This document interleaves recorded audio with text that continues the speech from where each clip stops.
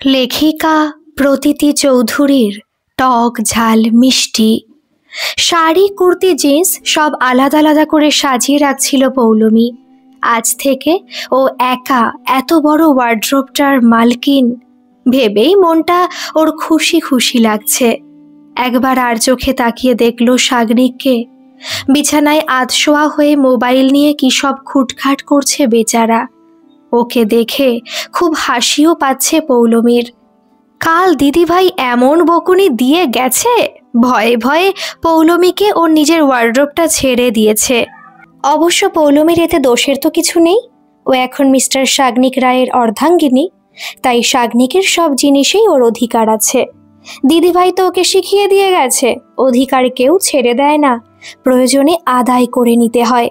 তাছাড়া পৌলমী তো গতকালই সাগনিককে বলেছিল, দেখো আমি কিন্তু ভালো মেয়ে, কেউ আমাকে কখনো হিংসুটে বলেনি। তুমি ওয়ার্ড্রোবের একটা দিক নিজের জন্য রাখতে পারো। সাগনিকই গম্ভীর গলায় জবাব দিয়েছিল, না থাক, আমার উপর ওইটুকু দয়া না করলেও চলবে। পৌলমী অবশ্য মনে মনে ঠিক করে রেখেছে এরপর থেকে সাগনিকের জামা প্যান্ট গুছিয়ে রাখার দায়িত্বটাও ওই নেবে। নিজের সব গোছানো মোটামুটি সারা হয়ে যেতেই আরও একবার সাগনিকের দিকে তাকালো পৌলমী। কানে ইয়ারফোন গোজা, মোবাইল স্ক্রিন থেকে চোখ তার সরেনি।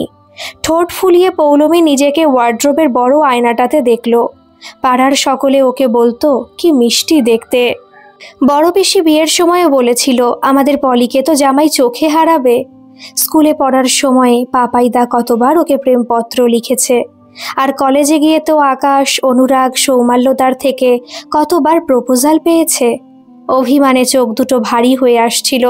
ও কি এতটাই খারাপ যে সাগনিকের ওর সাথে ভালো করে কথা বলতেও ইচ্ছে করে না? হঠাৎই দিদিভাইয়ের কথাটা মনে পড়ে গেল।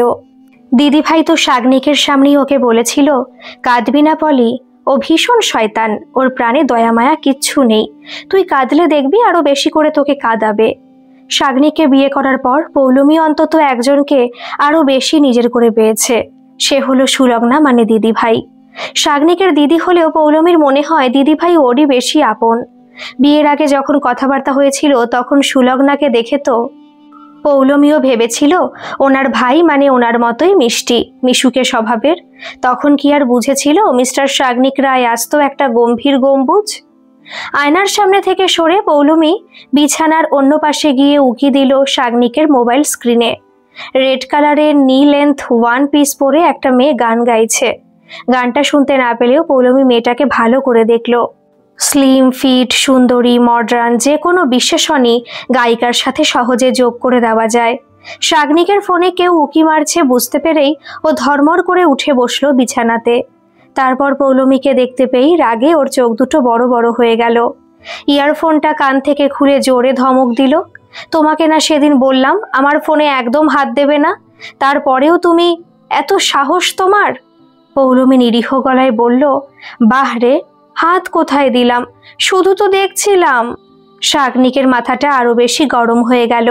কড়া মেজাজে বলল, ওই একই হলো, গ্রামে বাড়ি হলেও শুনে তো ছিলাম। তুমি ইংলিশ নিয়ে পড়েছো, তা প্রাইভেসি বলে একটা ওয়ার্ড আছে জানো তো? চোয়াল শক্ত করে পৌলমীও উত্তর দিল, প্রাইভেসি শব্দটা তো জানি, তবে ব্যবহারটা তোমার কাছে শিখলাম। মানে হাজব্যান্ড বিছানায় শুয়ে কোনো মেয়ের গানের ভিডিও দেখবে আর ওয়াইফ সেটা দেখে ফেললে প্রাইভেসি নষ্ট হয়ে যাবে, এমন জ্ঞান তো আমাদের গ্রামে বা কলেজে কোথাও কেউ দেয়নি। সাগনিক আশা করেনি পৌলমী এভাবে ওর মুখের উপর উত্তর দিয়ে দেবে। ভ্যাবাচাকা খেয়ে কয়েক মুহূর্ত পরেই গলা নামিয়ে সাগনিক বলল, না মানে ব্যাপারটা ঠিক তেমন নয়, ও আমার ক্লাস ফ্রেন্ড ছিল, ভালো গান গায় তো, মাঝে মাঝে প্রোগ্রামের ভিডিও আপলোড করলে দেখি আর কি। আসলে তুমি এমনভাবে পিছনে এসে উকি মারছিলে, আমি ভয় পেয়ে। পৌলমী কিছুক্ষণ সাগনিকের চোখে চোখ রাখতেই ও কথা বলা বন্ধ করে চোখ নামিয়ে নিল। পৌলমী বলল, বুঝলাম, তা ঘরে তো মাত্র দুটো প্রাণী, এতটাও আতকে ওঠার কিছু ছিল না। তুমি তো এমন রিয়াক্ট করলে যেন আমি তোমার এক্স গার্লফ্রেন্ডকে দেখে ফেলেছি।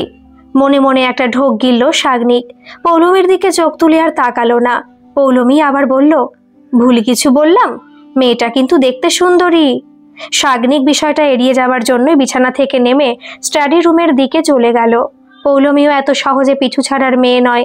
উত্তর না পেয়ে ওর সাথে সাথে স্টাডি রুমে গিয়ে পৌঁছালো। ডেস্কটপের সামনে বসে গলাটা ঝেড়ে সাগ্নিক পৌলমীকে উদ্দেশ্য করে বলল, অফিসের কিছু কাজ আছে, খুব আর্জেন্ট, কয়েকটা মেল করতে হবে এখনই, পরে কথা বলবো। পৌলমীও পাল্টা উত্তর দিল, মানে আমি কি তোমার সাথে কথা বলার জন্য এলাম নাকি? আমার মুখটা দেখলেই যে তোমার রাজ্যের কাজ মনে পড়ে যায় সেটা এই 1 মাসে আমার জানা হয়ে গেছে। এবারও বেশ জোরেই ধাক্কা খেলো সাগ্নিক। ডেস্কটপটা অন করে মিনমিনে স্বরে বলল, সত্যি মেলগুলো না করলে অফিসে খুব প্রবলেম হবে। পৌলমী ওর দিকে একটা ফাইল বাড়িয়ে দিয়ে বলল, এই যে দেখে নাও। সাগ্নিক স্কাই ব্লু কালারের ফাইলটা দেখে ভ্রু কুঁচকে জিজ্ঞাসা করলো, মানে এটা আবার কি? পৌলমী হালকা হেসে বলল, কেন, একটু আগে যে সন্দেহ প্রকাশ করলে আমার পড়াশোনা নিয়ে, এতে অনার্সের সার্টিফিকেটও আছে। সাগ্নিক এই কারণেই বিয়ের পর থেকে পৌলমীকে এড়িয়ে চলে। কোথা থেকে কি যে হয়ে যায় মাঝে মাঝে ও নিজেই বুঝতে পারে না। কাচুমাচু মুখ করে সাগ্নিক বলল, সন্দেহ প্রকাশ মানে? আমি কখন তোমার সার্টিফিকেট দেখতে চাইলাম? পৌলমী হেসে বলল, বারে, একটু আগেই তো প্রাইভেসি নিয়ে বোঝাবার সময় বললে তুমি নাকি শুনেছিলে আমি ইংলিশ নিয়ে পড়েছি, তাই শুধু শুনে কেন, দেখে নাও, তাহলেই তো ডাউট ক্লিয়ার। সাগ্নিক নিজের কপালে হাত দিলেও মনে মনে ওর দিদিভাইয়ের উপরেই রাগ করলো। বিয়ের সম্বন্ধ করার সময় ওর দিদিভাই বলেছিল, একদম তোর মতোই, জানিস তো, খুব ভালো মেয়ে, 7 চরে রা কাটে না, বড়দের সম্মান করে, ছোটদের ভালোবাসে, আসলে অভাবের সংসারে বড় হয়েছে তো। তারপর গ্রামের মেয়ে। সাগ্নিক নিশ্চিত সুলগ্না ঠিক জানতো এ মেয়ে শুধু মেয়ে নয়, জ্বলন্ত আগ্নেয়গিরি। পৌলমী রুম থেকে বেরোতে গিয়েও আরেকবার ঘুরে দাঁড়িয়ে বলল, কিছু বললে আমাকে?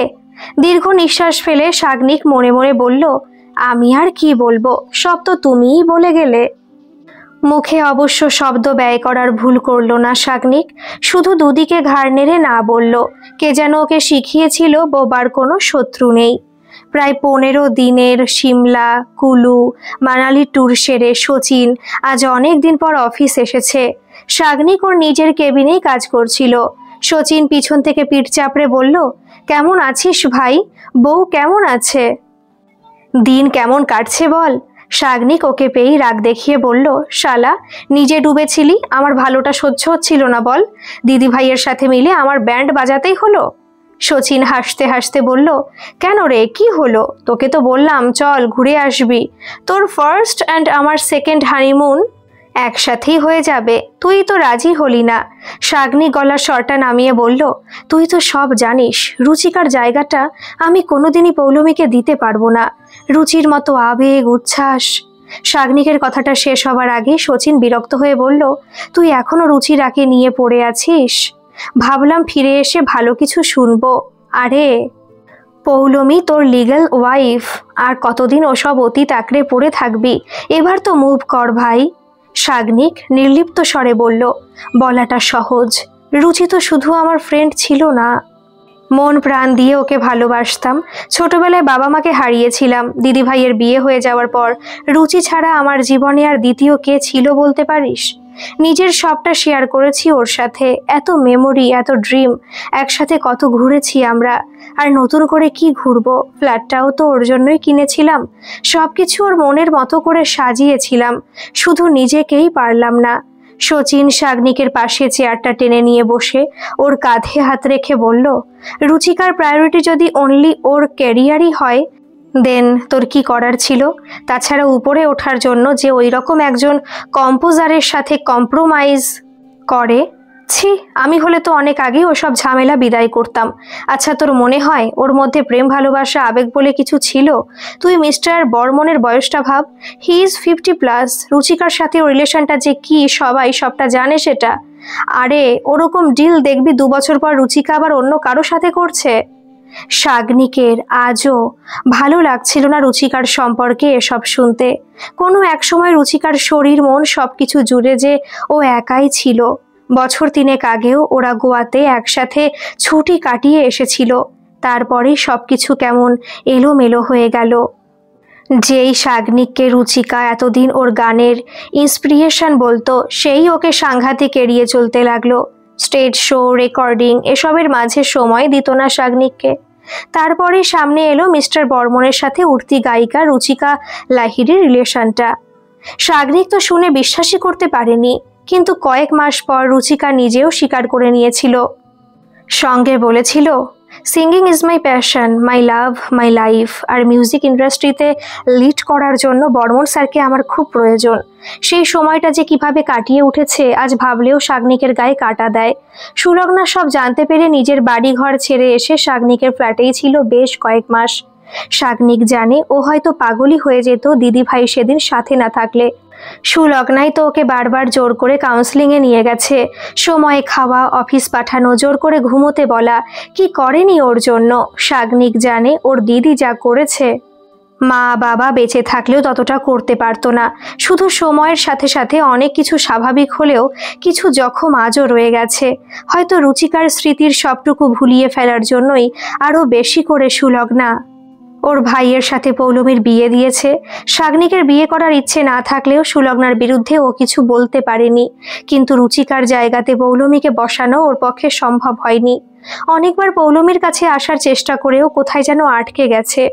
বারে বারে চোখের সামনে ভেসে উঠেছে রুচিকার সাথে কাটানো ঘনিষ্ঠ মুহূর্তগুলো।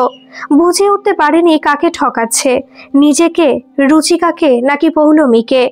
শচীনের হাতটা কাঁধ থেকে সরিয়ে দিয়ে সাগনিক বলল, থাক না, রুচি আজ স্টাবলিশড সিঙ্গার, এটুকু জেনেই আমরা খুশি থাকি। মিডিয়ার মতো কাটাছেড়া নাই বা করলাম, তাছাড়া শি ইজ রিয়েলি ট্যালেন্টেড। আর 10টা সাধারণ মেয়ের মতো তো রুচি কোনোদিনই ছিল না। শচীন তবুও সরে গেল না, সাগনিককে ফের বোঝাতে লাগলো, দেখ সুলগ্নাদি যা করেছেন তোর ভালোর জন্যই করেছেন। তাছাড়া আর কতদিন এরকম ছন্নছাড়া বাউন্ডুলে ব্যর্থ প্রেমিক হয়ে ঘুরতিস? দিদির কথাটাও তো ভাব, তোকে আর কত আগলে আগলে রাখবেন? ওনার নিজেরও তো সংসার আছে, টুকাই বড় হচ্ছে। তাছাড়া পৌলমী খুব ভালো মেয়ে, ওকে তোর থেকে ভালো আর কে বুঝবে বলতো? মা মারা যাবার পর ক্লাস 4 থেকে জেঠু জেঠিমার কাছে বড় হয়েছে মেয়েটা। বাবা তো সেই মাসে একদিন ঘরে আসতো। একটু আপন করে নিলেই বুঝতে পারবি ওদের দুজনের বিস্তর ব্যবধান। কাউকে কারো জায়গা দেওয়ার প্রশ্নই আসে না। সাগনিক চুপ করে যেতে বিষয়টা নিয়ে আর বেশি ঘাটল না শচীন, বরং সাগনিককে হালকা করতে নিজেদের সিমলা মানালির ছবিগুলো ফোন থেকে দেখাতে লাগলো। সাগনিক বাড়ি ফিরে দেখলো পৌলমী ওদের ওয়ার্ড্রোবের বিশাল আয়নাটার সামনে সাজতে বসেছে, ঠিক যেমন এখান থেকে মাঝে মাঝে কনসার্টে যাওয়ার জন্য রেডি হতো রুচিকা। এই আয়নাটার সামনে মেকআপ লাগিয়ে বলতো, সাগনিক দেখ না আমার লিপ কালারটা ঠিক আছে? আবার হয়তো রুচিকা সাজছে দেখে ধীর পায়ে ঘরে ঢুকে ওর গাউনের সাথে ম্যাচিং নেকপিসটা সাগনিকই পরিয়ে দিত। জড়িয়ে ধরে আদর করতে চাইলে রুচিকা বকুনি দিয়ে বলতো, ইস তোর জন্য প্রতিবার লেট হয়ে যায় আমি। 3টে বছর ফাঁকাই ছিল সাগনিকের মনে আর ঘরে রুচিকার জায়গাটা। শুধু ওর বলা শব্দগুলোর অনুরণন শুনেছে সাগনিক। আজ আবার অন্য কেউ এসেছে, তবে পৌলমীর মধ্যে না আছে রুচিকার মতো আকর্ষণ, না আছে চোখের ইশারায় পাগল করে তোলার ক্ষমতা। আর বয়সেও তো পৌলমী ওদের থেকে অনেক ছোট, তাই সেরকমই বাচ্চামিতে ভরা ওর কথাগুলো। আরো কি কি ভাবছিল সাগনিক পৌলমীর দিকে হা করে তাকিয়ে। পৌলমী সাগনিককে দেখতে পেয়েই বলল, তুমি এসে গেছো, চলো বেরোবো।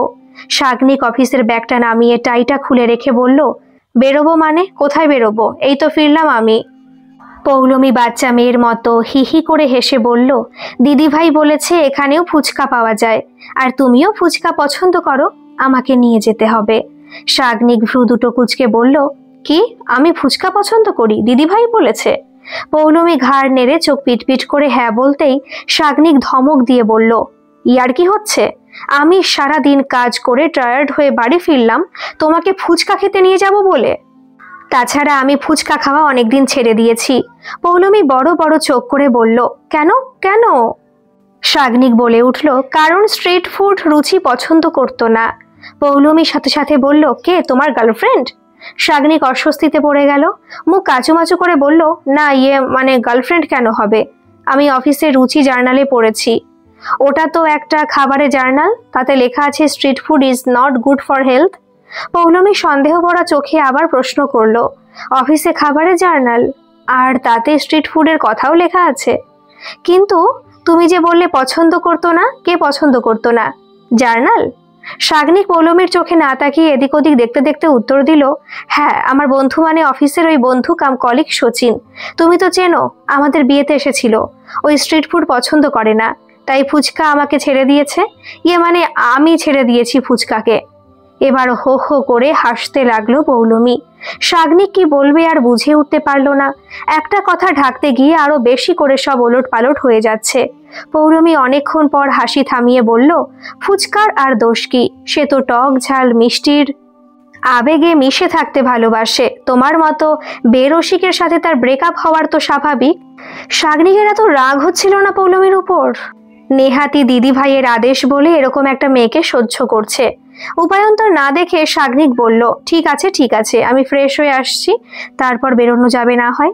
শাগনিক বাথরুমে ঢুকতেই পৌলমী খুশিতে তিরিং বিরিং করে লাফাতে লাগলো। মনে মনে ভাবলো, দিদি ভাইয়ের কথা মতো চললে ও ঠিক শাগনিককে নিজের করে নিতে পারবে। রাতের বেলা ঘুমের মধ্যেই অস্বস্তিটা হচ্ছিল শাগনিকের, যেমনটা বেশ কয়েক বছর আগেও হতো। রুচিকা ওরই সামনে অন্য কারোর সাথে মেলামেশা করছে। ওর রুচিকা ওকে ছেড়ে অন্য কারো হাত ধরে হাসছে, গাইছে। রুচিকাকে ও কাছে পেতে চাইছে, আর রুচিকা ওর প্রতি ব্যঙ্গ করে হেসে দূরে সরে যাচ্ছে। কেমনই দম বন্ধ হয়ে আসছিল শাগনিকের। তারপরে ঘুমটা ভেঙে গেল। ফ্যান চলছে, তবুও শাগনিকের কপালে, ঘাড়ে, পিঠে বিন্দু বিন্দু ঘাম জমেছে। আজ এত বছর পর পৌলমীর বকবক শুনতে শুনতেই ভুলটা হয়েছিল শাগনিকের। ঘুমের ওষুধ না খেয়ে কিভাবে যেন ঘুম চলে এসেছিল। স্টাডি রুমের সোফাতে পড়ে থাকা স্মার্টফোনটা হাতে নিয়ে নেটটা অফ করলো শাগনিক। ভোরের পাখি ডাকতে শুরু করেছে, আর ঘুম আসবে না বুঝতে পেরেই উঠে পড়ল। রুচিকা যখন শাগনিকের জীবনে ছিল তখন ওর এরকমই ভোরে ওঠা অভ্যেস ছিল। শাগনিককে গুড মর্নিং মেসেজ করে রুচিকা ওর গানের রেওয়াজ শুরু করত। শাগনিকের সাথে ছুটি কাটাবার সময়ও খুব ভোরে উঠত রুচিকা। তারপর ওর গান, ওদের আদুরে আলাপ, খুনসুটি। ব্যালকনিতে বেরিয়ে অনেকদিন পর ভোরের নরম আলোটা গায়ে মাখছিল শাগনিক। যখন থেকে ওর ঘুমের ওষুধ খাওয়া শুরু হয়েছিল, সকাল 8টার অফিসের অ্যালার্মের আগে তো কোনোদিন ঘুমই ভাঙতো না। ব্যালকনিতে বেরোতেই বুঝতে পারলো পৌলমী এখনো ঘুম থেকে ওঠেনি, নয়তো ওর দরজা খোলার শব্দ পেয়েই পায়রার মতো বকম বকম শুরু করে দিত। মেয়েটা সত্যি তর্ক করতে পারে বটে। ওর দিদিভাই আবার বলেছিল 7 বার ডাকলে 1 বার আওয়াজ পাওয়া যায়।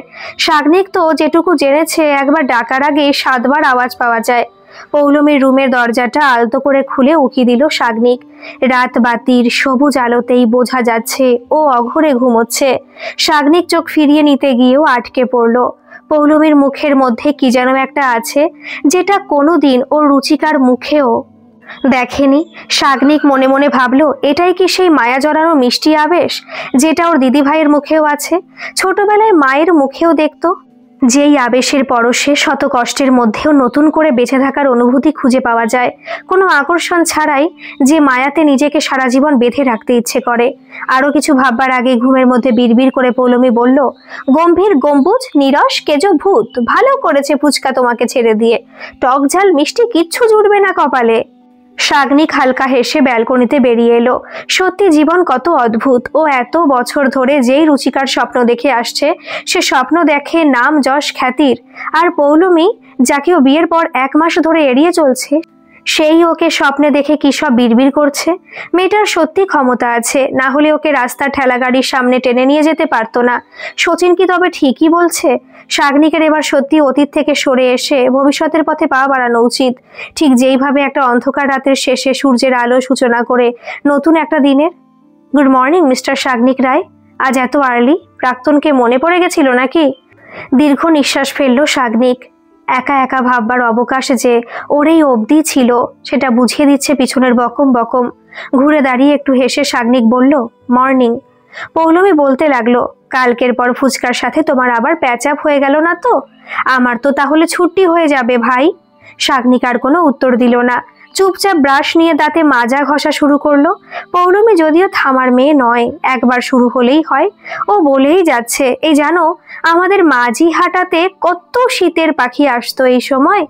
ওদের না পরিযায়ী পাখি বলে। শীত চলে গেলে নিজের দেশে ফিরে যায়। হেমন্তের সকালটা খুব সুন্দর বলো, কুয়াশা, ছেঁড়া মেঘ, মুঠো শিশির, সবুজ পাতা, সূর্যের নরম আলোর উকি। আমার অবশ্য ফেভারিট সিজন উইন্টার। সকাল সকাল গরম চাই চুমুক দিয়ে, আহা, তারপর সন্ধ্যে থেকে লেপের তলায় সেদিয়ে যাও। আর তোমার ফেভারিট? মুখটা কুলকুচি করে ধুয়ে শাগনিক বলল, বসন্ত। পৌলমী শুনেই হো হো করে হাসতে লাগলো। আবার এই জিনিসটা শাগনিকের খুব বিরক্ত লাগে। ও কি বলল নিজেই বুঝতে পারবে না, এদিকে পৌলমী এমন করে হাসবে যেন কি ভুল বলে ফেলেছে। হাসি থামিয়ে পৌলমী বলল, তোমার মতো নিরস লোক আর বসন্ত, কাউকে বলো না যেন, ঢিল ছুঁড়ে মারবে তখন তোমাকে। আজ তাড়াতাড়ি ঘুম থেকে ওঠাতে হাতে অনেকটা সময় ছিল শাগনিকের। মেজাজটাও অন্য দিনের মতো অতটা ঘেটে ছিল না। তাই পৌলমীর দিকে তাকিয়ে জিজ্ঞাসা করলো, কেন মারবে কেন? পৌলমী খুব সরল স্বাভাবিক গলায় বলল, বারে মারবে না? 1 মাস হলো বিয়ে হয়েছে তোমার, এখনো বউকে ভালো করে তাকিয়েও দেখলে না, আর বলো কিনা বসন্ত তোমার প্রিয় ঋতু। একটা ঢোক গিলে শাগনিক রান্নাঘরে জলের বোতল নিতে চলে গেল। পৌলমী বোতলটা এগিয়ে দিয়ে বলল, তা বসন্ত তোমার ভালো লাগে কেন? জলটা খেয়ে শাগনিক বলল, কেন আবার, যে জন্য সবার ভালো লাগে। পৌলমী হেসে বলল, সে তো আমাদের লিটারেচারে বলে spring is the season of love, কিন্তু তাতে তোমার কি লাভ? শাগনিক চোখ বড় বড় করে বলল, কি? পৌলমী শাগনিকের সাথে সাথে ততক্ষণে ওর স্টাডি রুমে পৌঁছে গেছে। ও ভালো করে বুঝিয়ে বলল, ইস, তুমি বুঝলে না? প্রথমটার মানে ভালোবাসা, যেটা বসন্ত ঋতুতে মিশে থাকে, আর দ্বিতীয়টার মানে প্রফিট, যেটা তুমি ভালো বোঝো। এবার ইচ্ছে করে শাগনিক গম্ভীর হওয়ার চেষ্টা করলো, ভারী গলায় বলল, ঠিক আছে এখন এসো, অফিসের জরুরি কিছু কাজ আছে। পৌলমীও গাল ফুলিয়ে বলল, সে তো আমাকে দেখলে তুমি কাজের মানুষ হয়ে যাও, মনে হয় তোমার অফিসের কাজের জন্য এখনই বাড়িতে একটা নোবেল এসে পড়বে। শাগনিক চুপ করে থাকলেও পৌলমী বিড়বিড় করে বলতে লাগলো, সে তুমি তোমার কাজ করো, তবে আমিও অত ফেলনা নই। জানো, পাপাইদা আমাকে 1 বার নয় 10 বার প্রপোজ করেছিল। সেদিন যদি একটু রেসপন্স করতাম, আজ এরকম একটা গম্ভীর গম্বুজের সাথে থাকতে হতো না। শাগনিক আর গম্ভীর হয়ে থাকতে পারলো না, হাসতে হাসতে বলল, কে পাপাইদা প্রপোজ তোমাকে? কখন গো? শাগনিকের হাসিতে পৌলমীর নাকের পাটাটা লাল হয়ে গেল। রাগী গলায় বলল, কেন করতে পারে না? আমি বুঝি অতই খারাপ? শুধু পাপাইদা নয়, আকাশ, অনুরাগ, সৌমাল্য দাস, মৈনাক দা। শাগনিক হাসতে হাসতে বলল, থাক থাক, এত বড় লিস্ট নোট করে রেখেছো তো? না হলে কিন্তু ভুলে যাবে পরে, নাতি নাতনিদের আর শোনানো হবে না। পৌলমীর জোরে জোরে শ্বাস নেওয়া দেখে বুঝতে পারছিল শাগনিক ও আরো রেগে যাচ্ছে। আর একটু বেশি রাগাবার জন্য শাগনিক বলল, তবে ওসব আকাশ অনুরাগ ঠিক অতটা মানাচ্ছে না বুঝলে। পাপাইয়ের সাথেই পলিকে মানাতো। পাপাই পলি বেশ পুতুল পুতুল ভাব একটা। আমার তো দারুণ লাগছে তোমাদের জুটিটা।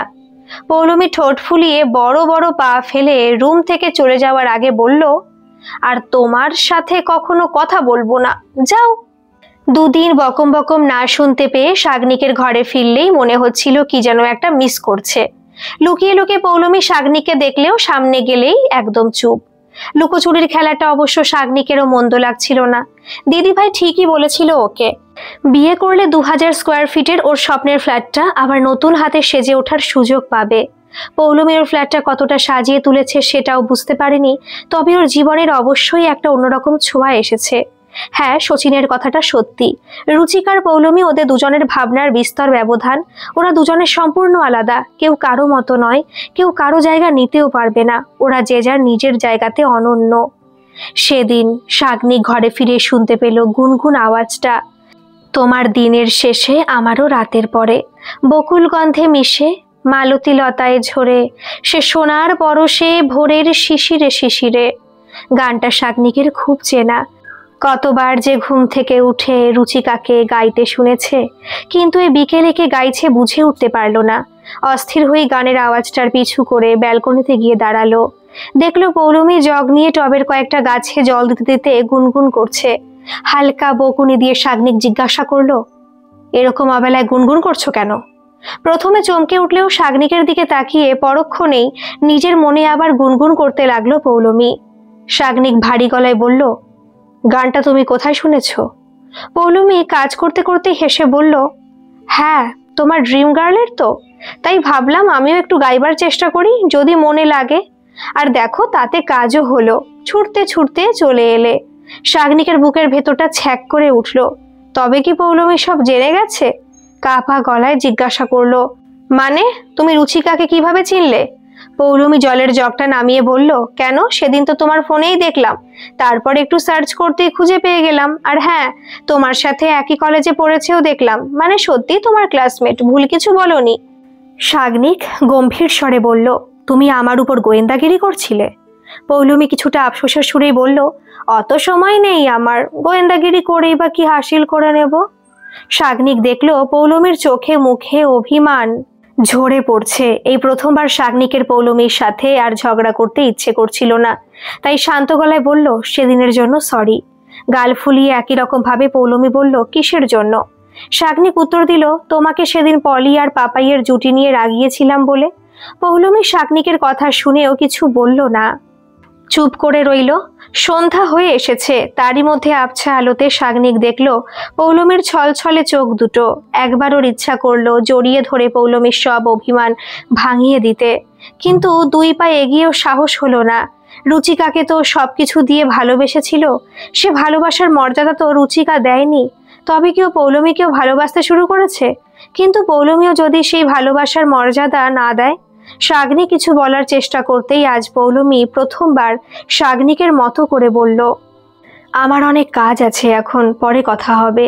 ক্যাবলার মতো দাঁড়িয়ে রইল শাগনিক, মনে মনে ভাবল, এটাকে কি বদলা বলে? শাগনিকের কলেজের বন্ধু প্রশান্তর প্রীতিভোজের অনুষ্ঠান। শাগনিক অবশ্য আগেই পৌলমীকে বলে রেখেছিল অফিস থেকে ফিরে ওরা বেরোবে, আর পৌলমী তো শাগনিকের সাথে বাইরে বেরোবার জন্য সবসময় এক পা বাড়িয়ে রেডি হয়ে থাকে।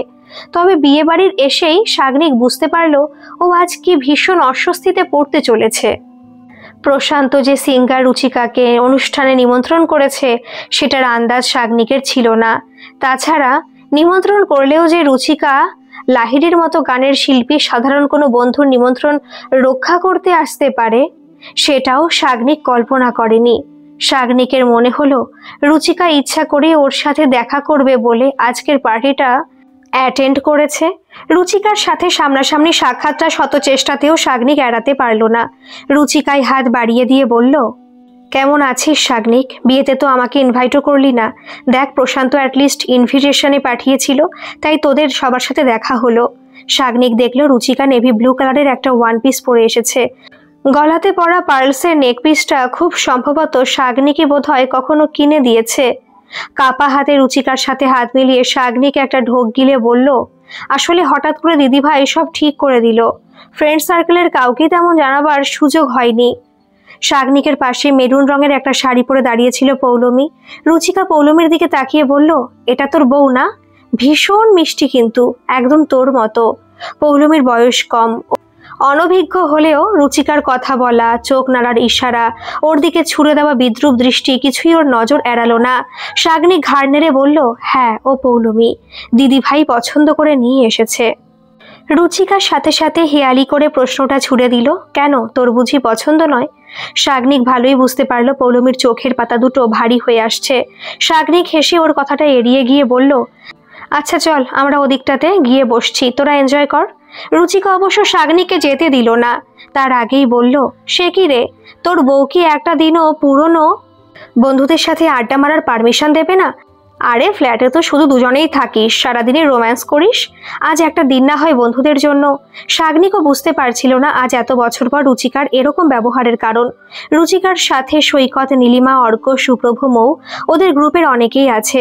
জোর করে কিছু বলতেও পারছিল না রুচিকাকে। এদিকে পৌলমীর মনের অবস্থাটাও অনুমান করতে পারছিল। নীলিমা পৌলমীকে ডেকে শাগনিকের অন্য সব বন্ধুদের সাথে আলাপ করাতে ব্যস্ত হয়ে গেলে শাগনিকও একটু স্বস্তির শ্বাস ফেলল। রুচিকা ইচ্ছা করে শাগনিককে দূরে সরিয়ে নিয়ে যাওয়ার জন্য ফিসফিস করে বলল, তোর ফ্ল্যাটটা বদলাসনি বল, সবকিছু আমাদের আগের মতো সাজানো আছে এখনো। শাগনিক চাপা স্বরে বলল, ও সব পুরনো কথা ভুলে যাওয়াই আমাদের দুজনের পক্ষে ভালো। রুচিকা জানে ওর কোন কথাতে শাগনিক দুর্বল হয়ে পড়তে পারে, ঠিক সেটাই বলল, তোর সত্যি মনে পড়ে না আমাদের একসাথে কাটানো রাত্রিগুলো? তোর ফ্ল্যাটে গিয়ে সবকিছু নিজের মতো করে সাজানো, একসাথে ডিনার, আর সবশেষে ক্লান্ত শরীরে নরম বিছানায় একটুখানি। সবার চোখ এড়াতে শাগনিক বাধ্য হয়েই গলা ছেড়ে বলল, চল ওদিকটাতে গিয়ে কথা বলি। পৌলমী সবার সাথে পরিচয়ে ব্যস্ত থাকলেও বারে বারে খেয়াল করছিল সাগ্নিক আর রুচিকাকে। ওরা দুজন যখনই আলাদাভাবে পার্টি হলের দোতলায় উঠতে শুরু করলো তখনই ওর বুকের ভিতরটা খালি হয়ে এলো। পৌলমীর মনে হচ্ছিল ওখানেই ও মাথা ঘুরে পড়ে যাবে। সাগ্নিক হয়তো বিয়ের এই 1.5 মাসে ওকে আপন করে নিতে পারেনি, কিন্তু যেটুকু টান ওর প্রতি তৈরি হয়েছিল সেটাও কি আজ রুচিকার সংস্পর্শে এক লহমায় ভেঙে টুকরো টুকরো হয়ে যাবে? তাহলে কোথায় গিয়ে দাঁড়াবে ও? আর দিদিভাইকে এই বা কি জবাব দেবে? দিদিভাই যে ওর কাছে কিচ্ছু লুকোয়নি, দিনের আলোর মতো স্পষ্ট করে বলেছিল ভাইয়ের সব সত্যি। দুহাত ধরে বলেছিল, পারবি বলি, আমার ভাইটার দায়িত্ব নিয়ে আমাকে একটু শান্তি দিতে পারবি? পৌলমী দিদিভাইকে কিভাবে না করে দিত। সুলগ্নাদি যে শুধু ওর দিদিভাই নয়, কলেজের প্রিয় অধ্যাপিকা। উনি পৌলমীকে সাহায্য না করলে ওর হয়তো কলেজে পড়াই হতো না।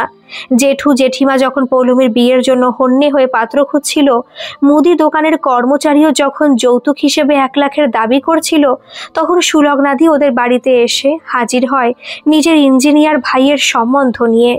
চোখ দুটো ঝাপসা হয়ে আসছে পৌলমীর সেই দিনগুলোর কথা মনে করে।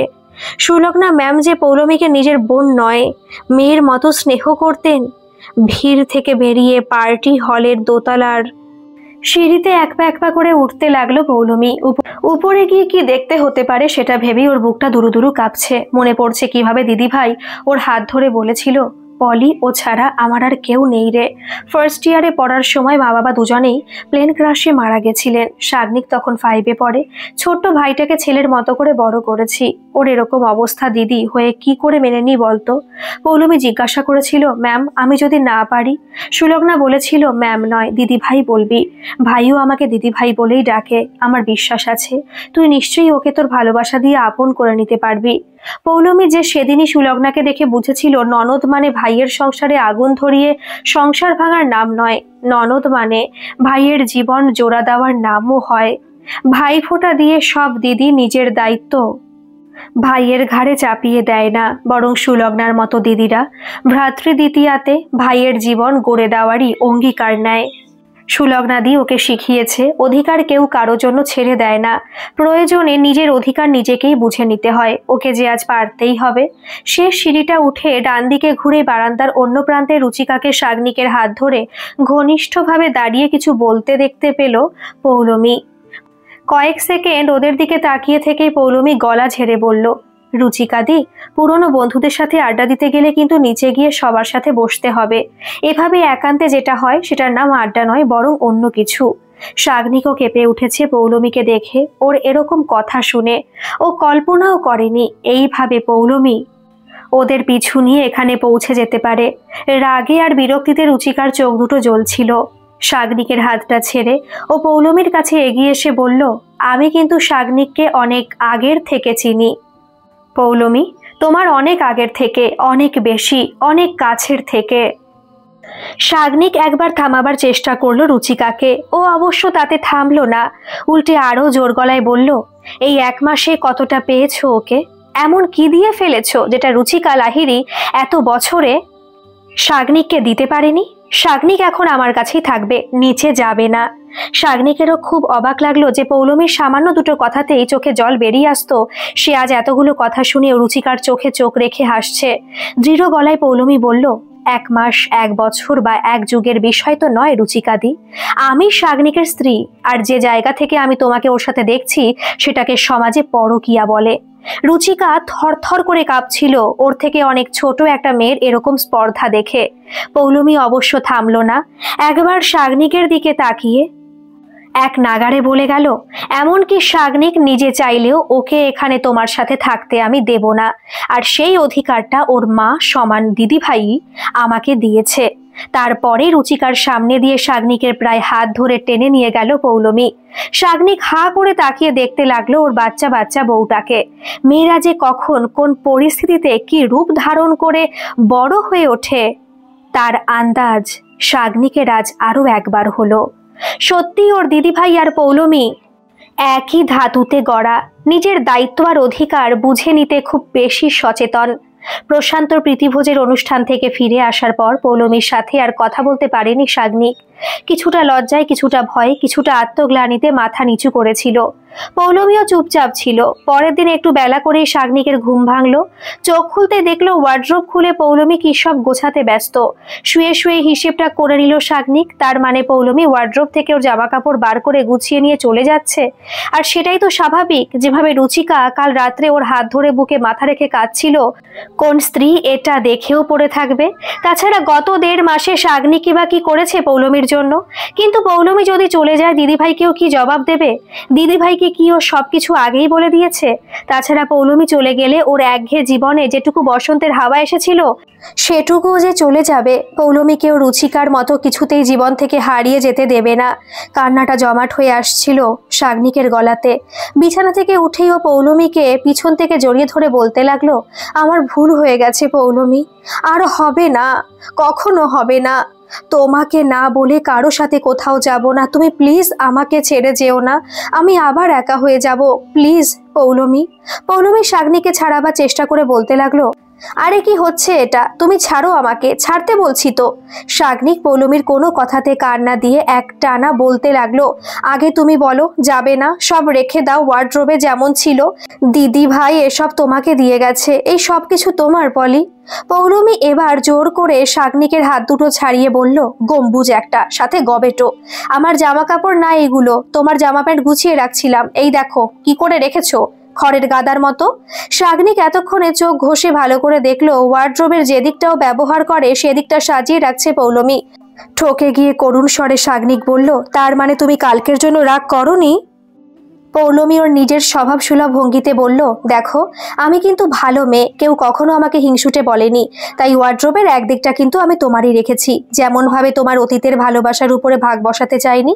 শাগনিক ক্যাবলার মতো বলল, মানে তুমি যে কাল রুচিকে এত কিছু বলে এলে, তুমি আমার স্ত্রী, আমার উপর তোমার অধিকার, ইত্যাদি ইত্যাদি, আর আজ বলছো এরকম? মানে আমি রুচির সাথে থাকলেও তোমার কোনো ফারাক পড়বে না? পৌলমী হেসে বলল, আহারে কি ফুর্তি, অতীতের ভালোবাসায় ভাগ বসাবো না বলেছি, তার মানে কি বর্তমানে কাউকে আসতে দেব নাকি? শোনো, দিদিভাই আমাকে শিখিয়ে দিয়েছে নিজের অধিকার কিভাবে নিজেকে বুঝে নিতে হয়। আর মিস্টার শাগনিক রায়ের অর্ধাঙ্গিনী হওয়ার সূত্রে তার বর্তমান আর ভবিষ্যতের একমাত্র দাবিদার শুধু আমি। শাগনিক অল্প হেসে ওর পাকা গিন্নির মতো বউটার দিকে দুষ্টু চোখে তাকিয়ে বলল, তাই? পৌলমী শাগনিকের নাকটা টিপে দিয়ে বলল, একদমই তাই। সে তোমার অফিসের খাবারে জার্নালি হোক বা ফুচকা, নতুন করে প্যাচাপ হতে দিচ্ছি না আর। গম্ভীর গম্বুজের সবটা জুড়ে শুধু নিজেকেই চাই। শাগনিক পৌলমীকে বিছানায় টেনে নিয়ে বলল, তুমি আমার জার্নাল, তুমি আমার ফুচকা, আর তুমি আমার টক ঝাল মিষ্টি রসের মানে।